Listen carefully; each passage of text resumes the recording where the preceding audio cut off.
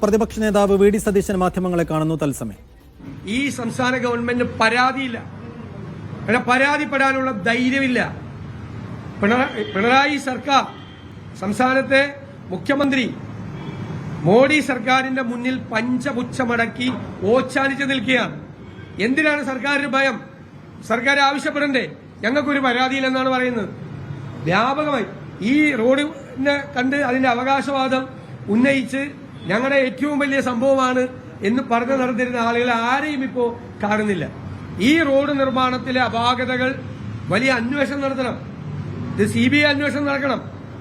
ഗുരുതരമായ ക്രമക്കേടാണ്. ആയിരക്കണക്കിന് കോടി രൂപയുടെ അഴിമതി നടന്നിട്ടുണ്ട്. ഇതിന്റെ അകത്ത് എഞ്ചിനീയറിംഗ് പിഴവുകൾ ഉണ്ടായിട്ടുണ്ട്. വിദഗ്ധരായ ആളുകളെ കൊണ്ട് അന്വേഷിപ്പിക്കുന്നതോടൊപ്പം തന്നെ ഇതിന്റെ പുറകിൽ നടന്നിരിക്കുന്ന അഴിമതിയെക്കുറിച്ച് അന്വേഷിക്കണം.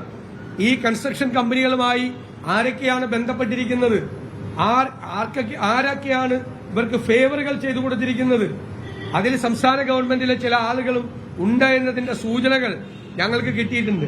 അതുകൊണ്ടാണ് ഇവർക്ക് പരാതിയില്ലാത്തത്. ഇവർക്ക് പരാതിയില്ല, പിന്നെ ഭയമാണ് പരാതി കേന്ദ്ര ഗവൺമെന്റിനെതിരായി പരാതി ഉന്നയിക്കുന്നതിന് വേണ്ടി. മൂന്നാമതൊരു കാര്യം, നിലമ്പൂർ തെരഞ്ഞെടുപ്പ് ഇപ്പോ നമുക്ക് എല്ലാവർക്കും അറിയാം. മലപ്പുറം ജില്ലയിലാണ് നിലമ്പൂർ.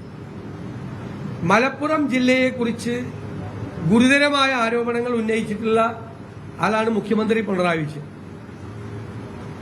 അദ്ദേഹത്തിന്റെ കേരള ഗവൺമെന്റിന്റെ PR ടീം ഡൽഹിയിൽ മലപ്പുറത്ത് തീവ്രവാദമാണെന്നും മലപ്പുറത്ത് സ്വർണ്ണക്കള്ളക്കടത്താണെന്നും ക്രിമിനൽ ആക്ടിവിറ്റിയാണ് നടക്കുന്നതെന്നും അദ്ദേഹത്തിന്റെ PR ഏജൻസി ഡൽഹിയിലെ എല്ലാ ദേശീയ മാധ്യമങ്ങൾക്കും നോട്ട് കൊടുത്തു.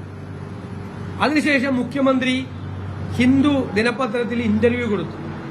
ഒരു സംഘപരിവാർ അജണ്ടയുണ്ട്.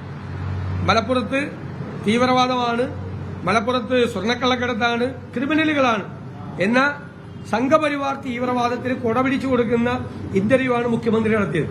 മുഖ്യമന്ത്രിയും സംഘപരിവാറും ഒരേ പാതയിലാണ്.